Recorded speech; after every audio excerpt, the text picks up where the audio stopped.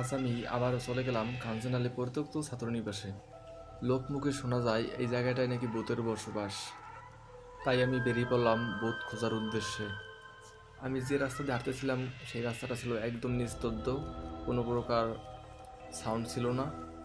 এখানের পরিবেশটা একদম ভয়ানক, চারদিকে জঙ্গলে ছেয়ে গেছে এবং বিল্ডিংগুলো দেখতে পাইতেছেন সবগুলো কিন্তু পুরাতন হয়ে গেছে। কিছুক্ষণ পরে আমি একটা গানের আওয়াজ পেলাম এবং শব্দ শুনে শুনে আমি হেঁটে চলছিলাম এবং দেখতে পাচ্ছেন যে অনেক দূরে কে একটা গান গাইতেছে।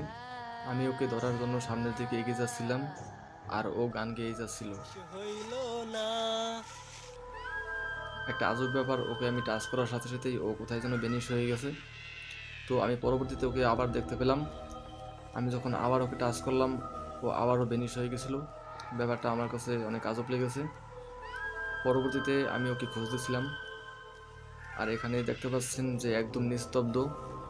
কিছুক্ষণ পর আমি তাকে আবার দেখতে পেলাম এবং সে আমার দিকে তেড়ে আসছিল। তারপর আমি ওই জায়গা থেকে পালিয়ে যাই।